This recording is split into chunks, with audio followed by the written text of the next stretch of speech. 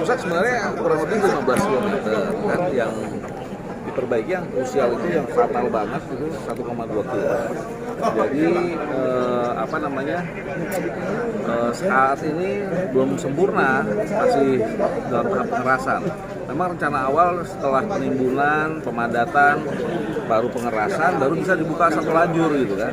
Tapi hanya 1,2 km saja. Nah, jadi nanti pelaksanaannya tetap kalau dari kendaraannya sendiri kita akan tetap batasi. Dalam pengertian kendaraan di Mulut Tambang itu kita buka setengah jam buka keluar, setengah jam tutup. Terutama yang tiga daerah, Sarolangun, Betebo dengan Kutoboyo, tiga. Nah kemudian nanti setelah diberlakukan, kemudian jam operasionalnya juga manajemen operasional juga harus berdoman itu jam sekian dia keluar, terus batasannya kapan dia tutup lagi. Seperti kalau Kutoboyo kan dari jam 7 malam sampai jam 2 pagi. Setelah jam 2 pagi nggak ada yang keluar lagi. Jadi tetap kita batasi supaya apa? Supaya di daerah yang pemeliharaan jalan itu nantinya tidak padat numpuk di sana. Tapi kita evaluasi juga nanti pelaksanaannya. Apakah masih padat? Kalau masih padat kita buka. Besok kita akan berlama 1 jam sekali, 1 jam buka, 1 jam tutup seperti itu. Nah yang kedua, yang paling penting adalah kan kita sudah batasi di TUKS di pelabuhan itu, setelah kita hitung dulu 4.000 itu sudah ada draftnya ya, sudah draftnya, mungkin nanti bisa saya share ya. Itu kayak TUKS ada 10, misalnya ada TUKS yang di mana PT Perindo, dia kemampuannya yang untuk bongkar muatnya ada 356 misalnya, 356 kendaraan, itu dia sudah berkontrak dengan 3 perusahaan, ada perusahaan A, perusahaan B seperti itu ya, nanti datanya saya kasih. Jadi kalau itu yang penting dipedomani ya sudah, mudah-mudahan ya nggak ada masalah. Okay. Ya, tapi kalau misalnya memang itu tidak dipedomani ya pastinya tidak apa. Dan pengawasannya di pelabuhan ada KSOP, ada kita, ada dari lalu lintas dan juga dari Krimsus sudah mengawasi untuk kendaraan yang masuk di pelabuhan tidak lebih dari 4.000 seperti itu. Ya dengan adanya perbaikan jalan ini mungkin yang masuk hanya 2.500 seperti itulah. Nanti kita lihat lagi.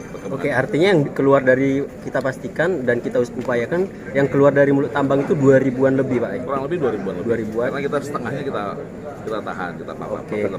Terkait tonase sendiri, Pak? Kalau tonase itu itulah makanya ya. Dari awal saya sudah sampaikan, namanya angkutan harusnya berafiliasi dengan perusahaan.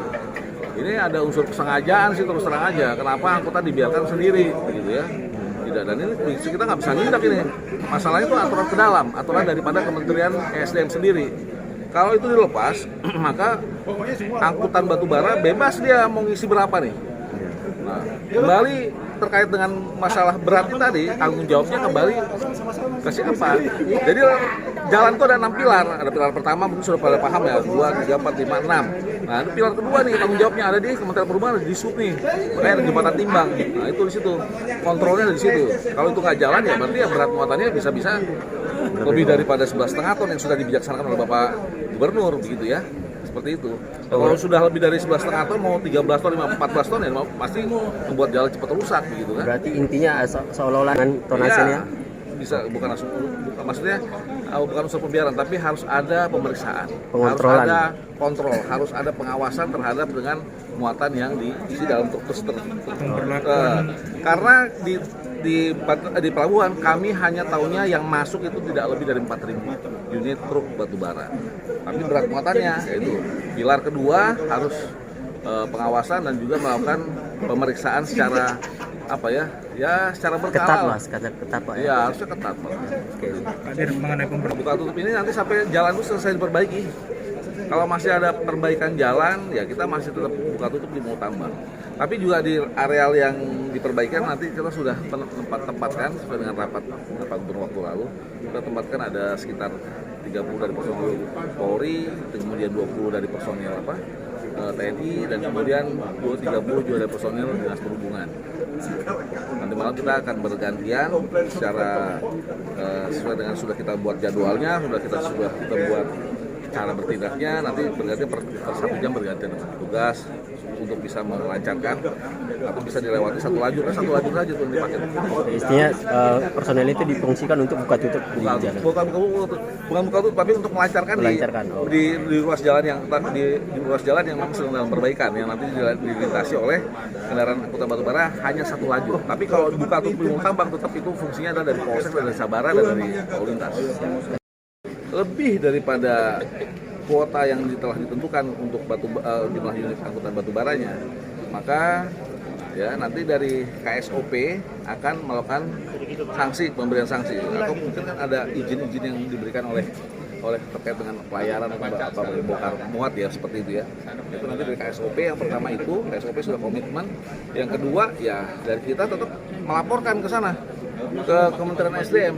Saya dari di atas melaporkan ya berdasarkan surat yang dikirim sama kita, kan dikirim sama kita memberikan informasi pada hari ini. Kayak tadi pagi ada 4, tadi pagi hanya 2.000, nggak nyampe 1.863 kendaraan angkutan. Nah kalau misalnya lebih dari 4.000, nanti dilihat di mana yang lebih dari kuotanya, TUKS itu kita laporkan ke sana ke Kementerian SDM. Namun demikian memang sampai saat ini belum terjadi, semuanya masih di bawah rata-rata atau sama dengan rata-rata.